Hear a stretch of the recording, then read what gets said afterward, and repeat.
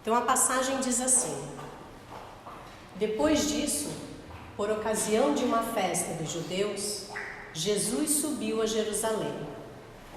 Existe em Jerusalém, junto à Porta das Ovelhas, uma piscina que em hebraico se chama Betsata, com 5 pórticos.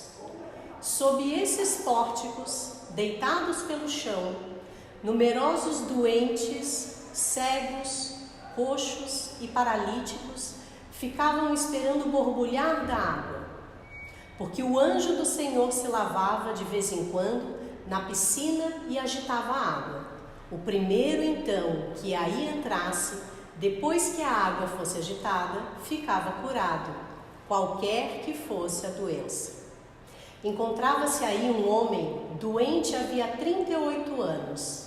Jesus, vendo-o deitado e sabendo que já estava assim havia muito tempo, perguntou-lhe: queres ficar curado? Respondeu-lhe o enfermo: Senhor, não tenho quem me jogue na piscina, quando a água é agitada. Ao chegar, outro já desceu antes de mim. Disse-lhe Jesus: levanta-te, toma a tua cama e anda. No mesmo instante, o homem ficou curado, pegou sua cama e começou a andar. Esses versículos continuam a história, o Evangelho, mas a gente vai se ater a esse versículo 1 a 8, para a gente conversar melhor um pouquinho na noite de hoje. É importante a gente destacar que às vezes a gente fala Betsaida, Betesda. Se vocês pesquisarem, vai encontrar todas essas versões. Eu vou utilizar, acho que é o mais usual, que é o tanque ou a piscina de Betesda. Então, primeiro vamos entender que local era esse, que era esse tanque, para entender o que foi essa cura. O tanque de Betesda, a palavra Betesda, ela significa casa de misericórdia. Então, ela era uma cisterna. Ela era cercada por 5 pórticos. Esse reservatório era como se fosse um reservatório de água. Esse reservatório, ele era procurado pelas pessoas na época porque se tinha essa crença de que, de fato, essas águas, quando borbulhavam, quando mexiam, curavam as doenças. Segundo essa crença popular, quando se mexia era um momento propício para entrar na água. Então, muitas pessoas peregrinavam naquele local para, de fato, quando as águas se mexerem, então eles entrarem e serem curados. E quando a gente fala de cura, nós não podemos esquecer que na época de Jesus nós não tínhamos, a cura era mais um caráter religioso ou um caráter de milagre, porque nós não tínhamos uma ciência ou uma medicina avançada que pudesse curar as doenças como nós temos hoje. Então os médicos, eles faziam um trabalho paliativo, no máximo, cuidando de determinadas doenças, mas a cura efetiva era muito raro, dependendo da doença em si. Então ele era um ambiente de muita peregrinação por esse tipo de pessoa. Existe até 2 teorias, algumas que eu pesquisei, do porquê que essas águas se mexiam, né? Segundo o entendimento deles na época, era um anjo do Senhor que se lavava. Existem algumas discussões dizendo que talvez por ela ser uma fonte intermitente, quando movimentava de tempo em tempo aquelas águas, talvez pudesse até ter algum poder curativo no solo, ou o fato de ela movimentar as águas em si poderia trazer alguma cura. Ou também algum tipo de atividade sísmica daquela região. Mas, independente do porquê que as águas movimentavam, fato é que haviam muitos relatos na época de que as pessoas se curavam quando entravam na água, quando ocorria esse movimento. Até, inclusive, existia a crença de que quando as pessoas estavam doentes, era Deus que estava punindo. E quando as pessoas se curavam, era Deus que então tinha perdoado. Porque a cura, de fato, em si, não era uma coisa tão simples de acontecer naquelas épocas. Eu vou só trazer uma informação de que durante muitos anos existiu uma discussão se esse tanque de Betesda de fato existia. Porque a leitura inicial dizia que era um pórtico, uma piscina, na verdade, né? Com 5 pórticos. Então imaginava-se uma piscina de 5 lados. E em 1888, quando foram feitas escavações na Basílica de Santa Ana, encontrou-se piscinas muito semelhantes, com características muito semelhantes a essa história. E aí, por exemplo, eles encontraram um mapa onde próximo da Basílica de Santa Ana era a Porta das Ovelhas. Então, que fazia muito sentido com aquele relato inicial da história. Me parece que também haviam encontrado uma pintura, que provavelmente não era da época de Jesus, mas uma pintura de um anjo tomando banho. Então, tudo isso aliado também à situação de que antes se pensava numa piscina de 5 lados, mas a bem da verdade, o que queria dizer o texto é que ele era um retângulo, então ele tinha 4 lados e mais um no meio que acabava fazendo essa divisão. Então 5 pórticos, né, entre essas 2 piscinas. E essa aqui seria basicamente, né, semelhante à parte interna dessas piscinas. Então era um ambiente com muita esperança, com muita fé. As pessoas buscavam esse local de fato para conseguir a cura. A história nos traz a informação de que Jesus foi a Jerusalém numa data festiva. Mas ao invés de ele ir até os templos, onde acontecia essas festividades, ele foi até o tanque de Betesda. Por quê? A história também nos traz a informação que lá era onde tinham cegos, doentes, coxos, paralíticos, que era o tipo de pessoa que Jesus mais dedicou o seu ministério. Então fazia muito sentido, de fato, ele ter passado inicialmente, ainda que tivesse ido para Jerusalém, para essas festas, passado inicialmente nesse tanque. E esse tanque, ao entrar nele, ali a história conta de que Jesus foi até o paralítico. Se nós lembrarmos a maioria das histórias da Bíblia, ela nos traz referência sempre aos doentes buscando Jesus, para buscar a sua cura. Nessa história em específico, Jesus entra até esse tanque e ele vai até o paralítico, porque o paralítico não reconheceu Jesus. Aqueles versículos iniciais, a sequência deles é que depois o paralítico, depois de ele ficar curado, ele sai e aí alguém lhe questiona o fato: mas quem te curou? E ele falou: não sei. Então ele não reconheceu Jesus, até porque eles questionaram porque era sábado e era uma blasfêmia você fazer alguma coisa no sábado. Então o paralítico não reconheceu Jesus, mas ainda assim ele foi curado. E Jesus conhecia de todas as dores daquele homem. E essa parte do texto, ela me faz pensar em 2 lições iniciais. A primeira é um lembrete da compaixão de Jesus e do seu conhecimento profundo sobre as nossas dores. Porque Jesus, ele é muito sensível ao sofrimento humano. Jesus sabia as dores que aquele homem passava há 38 anos. Aquele homem que ninguém queria levar até aquela água para ser curado. Mas Jesus não levantou ele. A história não diz isso. Jesus não levantou ele. Jesus não levou até a água para que ele fosse curado. Jesus o capacitou para ele levantar e ele caminhar sozinho. Então isso só reforça a compaixão de Jesus e essa necessidade que ele vê as nossas dores de maneira tão profunda. Esses olhos que ele tem para a nossa humanidade. E a outra lição, de fato, é sobre a fé do paralítico. Esse homem, diz a história, que estava há 38 anos aguardando para ser curado. Quantas e quantas vezes ele não tentou se arrastar até a beira do tanque, aguardando aquela água borbulhar para que ele conseguisse a cura. E em todas as vezes ele foi derrotado. Mas ainda assim, ele estava lá quando Jesus chegou. Ele estava aguardando para ser curado. Aquele paralítico não conhecia Jesus, mas ele foi curado. E nós? Nós conhecemos Jesus.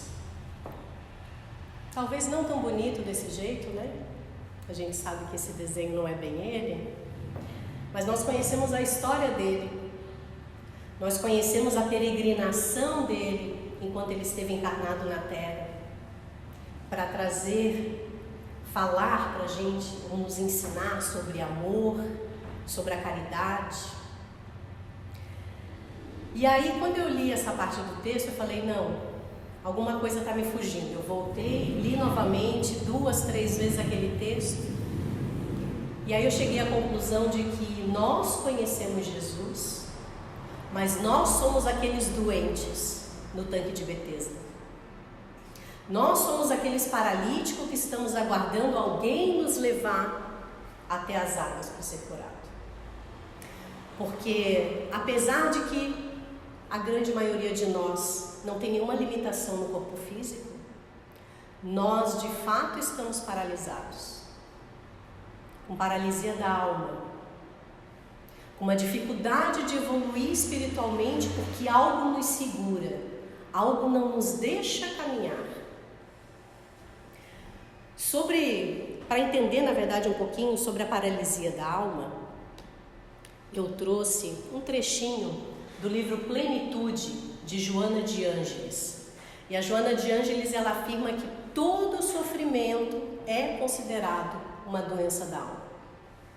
Joana diz assim: a conduta moral e mental dos homens, quando cultiva as emoções de irritabilidade, do ódio, do ciúme, do rancor, das dissipações, impregna o organismo, o sistema nervoso, com vibrações deletérias que bloqueiam áreas por onde se espraia a energia saudável, abrindo campo para a instalação das enfermidades, graças à proliferação dos agentes viróticos degenerativos que ali se instalam.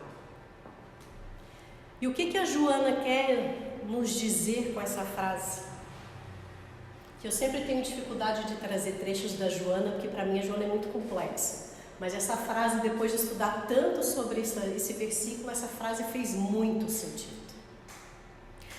Os nossos vícios, nosso orgulho, a nossa vaidade, o nosso egoísmo, quando eles se cristalizam, eles se tornam ponto de paralisia espiritual.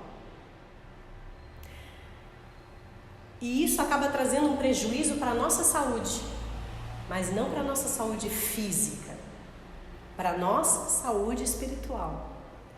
Porque como espíritas, nós sabemos que o corpo físico é uma vestimenta, que ele está destinado para quê? Para um processo de aperfeiçoamento, para um processo de cura do nosso espírito. Mas ainda assim, quando a gente pensa em saúde, automaticamente nós comentamos ou não conectamos a saúde do corpo físico. Eu estou saudável, meus órgãos estão funcionando plenamente, então está tudo certo. E aí nós adoecemos. E aí a gente fica injuriado. Como que eu posso adoecer se eu estou bem, se eu estou saudável fisicamente? Porque é nessas horas que a gente acaba esquecendo das nossas doenças e as nossas enfermidades morais, que são tão ou mais graves do que aquelas doenças do corpo físico. Essa relação entre as doenças do corpo e da alma, eu acabei trazendo um outro trecho também, que ele explica um pouquinho para nós, o Chico, a psicografia do Chico, no livro Caminho, Verdade e Vida. O Emmanuel nos fala assim: de modo geral, quando encarnados no mundo físico, atualmente onde estamos, apenas enxergamos os aleijados do corpo, os que perderam o equilíbrio corporal. Não possuímos suficiente visão para identificar os doentes do espírito, os coxos do pensamento, os aniquilados de coração. Esmagadora maioria de pessoas se constituem de alma paralíticas no que se refere à virtude. E aí ele finaliza ainda acabando com a gente. Raros homens conhecem a desarmonia de saúde espiritual que lhe diz respeito. É exatamente sobre o que nós falamos. Nós não enxergamos, mas os nossos pensamentos negativos, aquele sentimento de raiva, os nossos desequilíbrios, as nossas inquietações, elas se enraizam de tal forma que elas acabam paralisando o nosso espírito.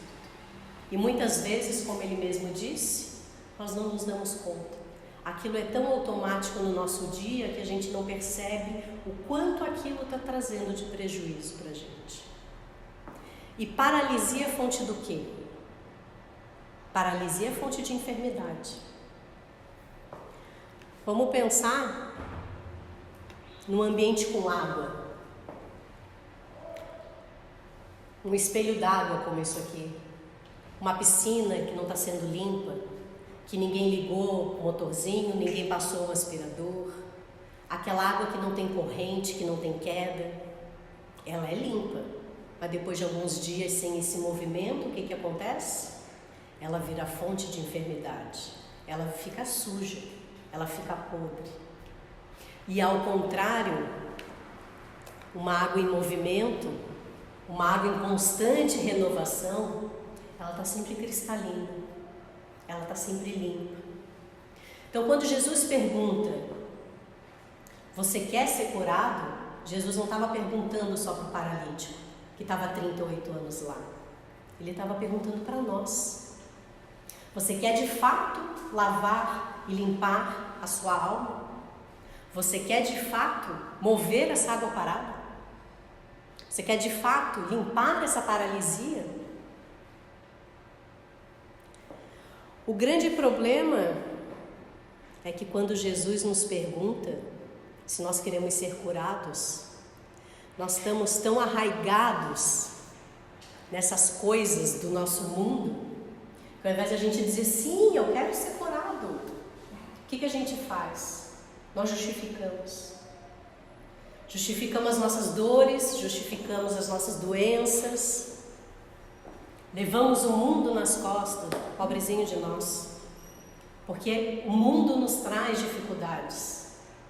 É isso que a gente alega. Mas nós esquecemos que quando estamos aqui, significa que escolhemos encarnar. Nós pedimos e aceitamos esse compromisso. O que é pior? Nós responsabilizamos os outros pelas nossas atitudes. Eu só sou assim porque o meu colega aqui me irrita, me tira do sério. E é por isso que eu sou tão explosiva. Não é culpa minha, é dele. É ele que me deixa desse jeito. O paralítico de Betesda fez isso também. Quando Jesus perguntou, você quer ser curado? O que ele fez? Ele não respondeu imediatamente, sim, eu quero. Ele disse, mas Senhor, não tem que me leve até o tanque. Mas nós não podemos dar essa desculpa para a nossa ociosidade. Porque nós conhecemos Jesus. Nós já tomamos conhecimento sobre a imortalidade da alma, sobre a necessidade de evolução espiritual. E todo esse conhecimento traz responsabilidade. Vejam, quando Jesus perguntou para o paralítico, você quer ser curado? O que está acontecendo naquele momento? Jesus está colocando na mão do enfermo a própria cura.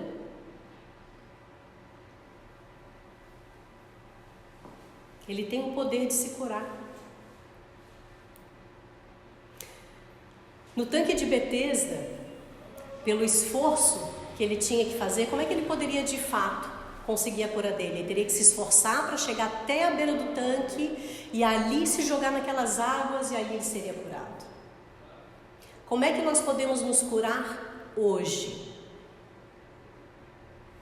Da mesma forma, pelo nosso esforço pessoal. Do mesmo jeito. Ninguém vai bater na sua porta e dizer, estou indo lá para o tanque, sobe aqui, eu te levo lá. A resiliência tem que ser nossa. Nós é que temos que de fato vencer as nossas más inclinações. com a nossa força de vontade, com as experiências que nós adquirimos ao longo da nossa vida, com os conhecimentos que adquirimos aqui. Kardec, lá no Livro dos Espíritos, ele questiona os mentores a respeito dessas nossas más inclinações. E ele coloca assim: poderia sempre o homem, pelos seus esforços, vencer as suas más inclinações? E a espiritualidade responde: sim, e frequentemente fazendo esforços muito insignificantes. O que lhe falta é a vontade. Ah, quão poucos dentre vós fazem esforços. Mas a gente lê essa questão e pensa: más inclinações? Mas eu nunca matei ninguém, eu nunca roubei ninguém. Que más inclinações são essas? Não que às vezes não dê vontade, mas e que más inclinações são essas? As más inclinações, elas estão afloradas no coração de quem não entendeu o que é amar de fato. Não só a Deus, ao próximo como a si mesmo. As más inclinações estão afloradas naquele que não entendeu o conceito real da palavra caridade. As más inclinações, elas estão crescendo nas almas daqueles que não sabem perdoar. E aí eu me incluo aqui, infelizmente. Quão difícil é perdoar. A palavra é tão bonita. Aí você vai lá e perdoa. Aconteceu um incidente e você perdoa. Depois de um tempo você volta naquela conversa. Daí pouquinho você se pega respondendo mentalmente algo que a pessoa lhe falou. Aí você começa a sentir aquela agonia, aquela raiva. Você se vê envolto daquela energia negativa novamente. Aquela mágoa e aquele rancor estão ali. Isso é perdão? Não. Perdoar de fato é quando a gente consegue voltar para aquela cena mentalmente e entender: aconteceu, eu aprendi com aquilo e eu vou seguir adiante. Eu posso lembrar naquela situação e eu não tenho mais mágoa, aquilo não me machuca mais. Isso é o perdão. Então a resposta que os Espíritos nos trouxeram vem para nos chacoalhar. Se essas más inclinações nos levam a esses sofrimentos e a essas paralisias, eles mesmos nos dizem que nós podemos vencer com pequenos esforços, com pequenos gestos. E isso vai resultar numa conquista muito grande para a nossa alma. Nosso processo de cura, ele só vai se concretizar com a devida superação. Superação dos nossos obstáculos, com a nossa aceitação, com o nosso entendimento e com a nossa mudança das más inclinações. Plantando diariamente novos pensamentos, novos sentimentos. Quando Jesus diz: levanta-te, toma o teu leito, toma a tua cama e anda, Ele está nos convocando a nos libertar das nossas imperfeições, pela nossa fé. Porque carregar o leito, inclusive, pode ser um símbolo de libertação, mas principalmente de renovação. Aquele leito, na história de Jesus, ele era o símbolo daquela paralisia do homem. Ele precisava desse leito para não deitar no chão. Aquilo o acompanhava. E agora, a partir do momento em que ele recebeu a cura, o símbolo está sob o controle dele. Ele leva o leito para onde ele quiser. Inclusive, ele pode largar esse leito. Ele não precisa mais dele. Ele não é mais dependente desse leito. Jesus quer que nos reconheçamos. Jesus quer que nós dominemos as nossas fraquezas. que sejamos fortes perante as nossas imperfeições. Ele quer que nós voltemos a ser simples e puros de coração, limpando toda mágoa, todo rancor, toda dificuldade que a gente leva para o coração. É isso que Jesus espera de nós.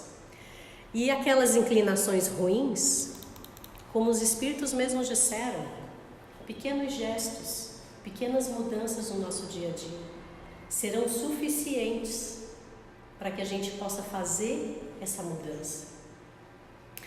A cura, ela vai vir com certeza, mas vai depender de um trabalho muito persistente de renovação mental e comportamental.